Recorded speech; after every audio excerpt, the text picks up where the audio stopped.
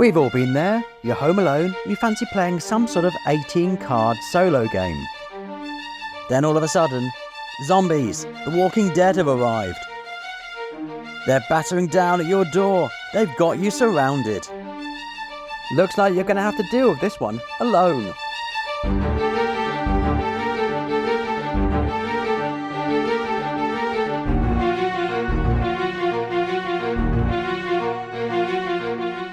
Over the years, I've made no secret about my love of these button-shy games.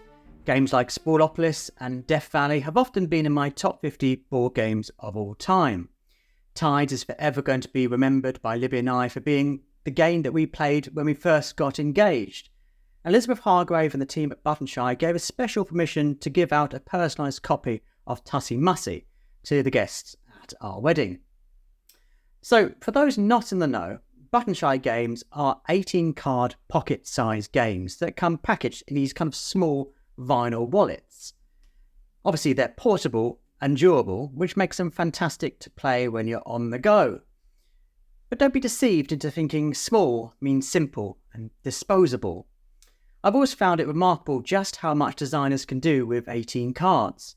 By utilising both the front and the back, and by flipping and rotating their cards, amazingly complex and varied games can be produced.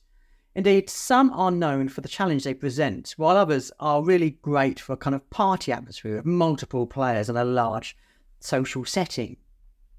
What's been lovely is discovering just how well many of these Buttonshy games work for a solo player. And I don't just mean the Scott Elms Simply Solo range that's designed specifically for a lone wolf. Many of the most well-known titles actually play really well with just one player, which is why I was so excited about being sent Walking Dead Surrounded.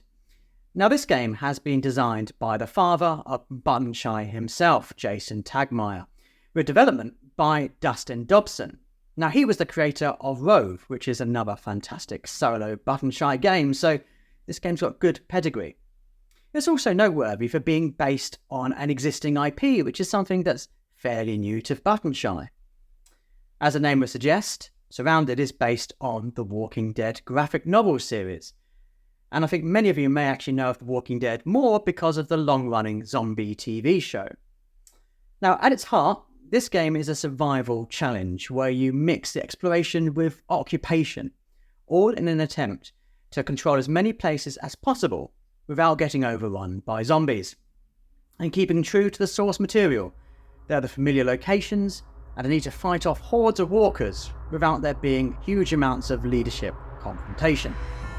So, now that I have some time on my hands, let's get at the table and see just exactly what you're going to do with these 18 cards.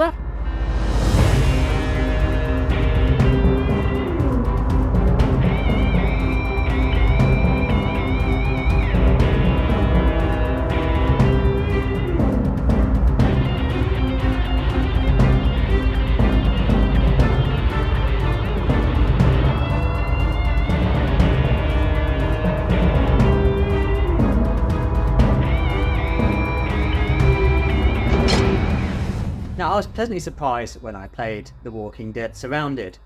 Of course, there's the niggles you get with many of these kind of Buttonshy games because the rulebook has to be so very small, which means there's often a case of kind of ambiguity about what you're meant to do and what happens in certain rule situations. But this wasn't really the game I expected it to be, although in a wonderful way. I thought it would be all about kind of the early series of Walking Dead, where you're fighting off zombies and going out gusto trying to kill off stuff. Really, it's more about later series, where you're trying to survive against the odds of an oncoming horde.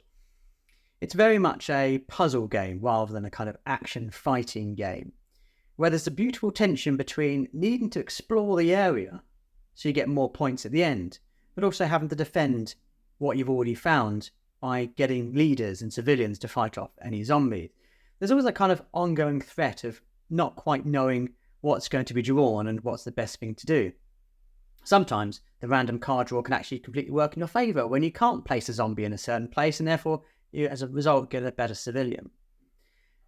There has to be a certain amount when you're playing this solo of restraint, that you're not going to cheat. the more you play it, the more you get to know what's going to be on the back of certain location cards. So it very much has to be a case of completely blindly drawing a card to keep the randomness of what's going to be coming, because even just a glance will give away what's on one side of the card, and if you play that a lot, you'll know what's on the reverse of the card. And in fact, one of the counter abilities you can have is actually to look, to peek, and see what is an upcoming card or the last card in the deck. Obviously, if you know the cards already, that's a redundant skill, but it does give you a kind of leg up. But there's lots of kind of nuances that go on in this game, and I particularly like the fact that having two leaders in one location will mean they cancel each other out, kind of keeping in traditions of the TV shows where, you know, Rick and Negan were fighting out and essentially cancelled each other out. They were no good to anyone. But that's kind of counteracted by the fact that certain locations have location abilities on them, meaning that you do have to keep in mind what benefits you're going to get from putting people in certain places and how much you need to defend a certain location. If that was all the game was, it would be interesting, but it wouldn't have the kind of longevity. You'd kind of quickly get familiar with all the locations and you'd kind of get into a pattern of doing the same thing over and over again, which is why it's particularly exciting that The Walking Dead Surrounded comes with this, a scenario book. Now, I haven't seen this kind of thing in a button shy game before. They always do the kind of expansion, which typically adds more cards and a bit more depth. In fact, in this one, you get the Commando, which can just kill off loads of zombies. And the more zombies you have on the location, the better points you'll get from them.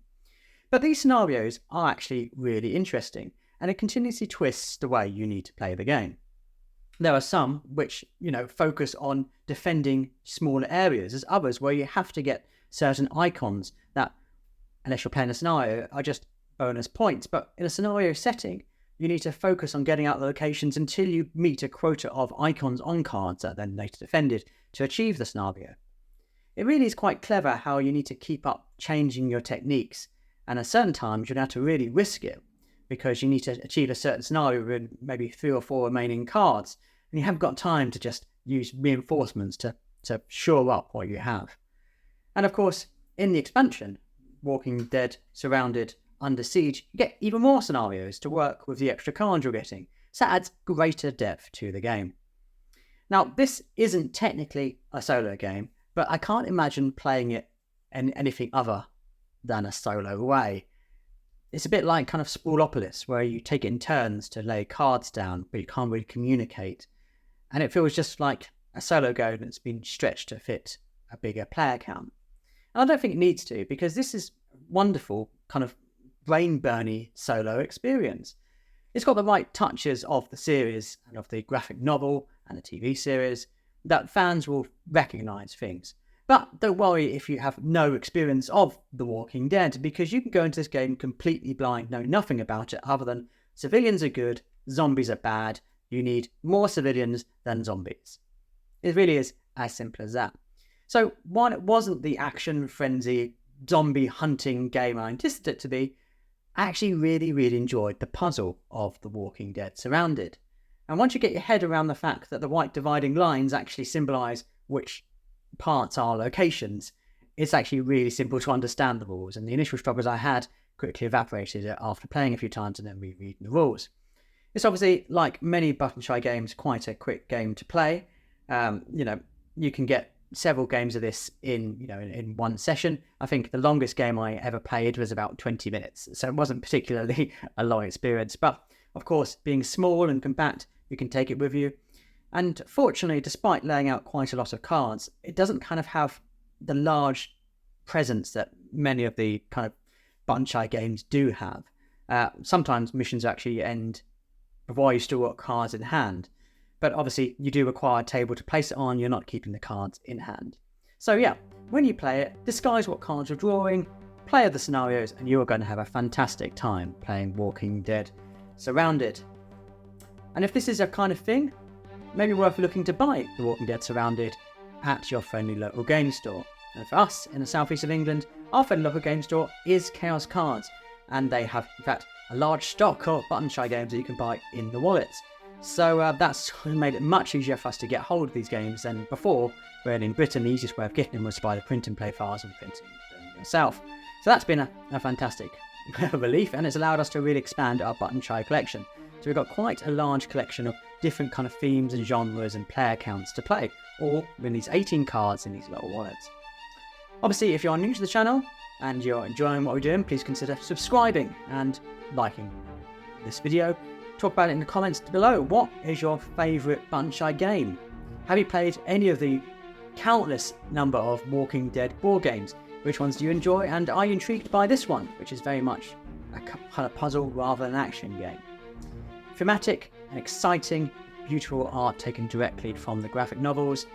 If you like Walking Dead, this is a game for you, and if you're entirely new to the series, only give it a try.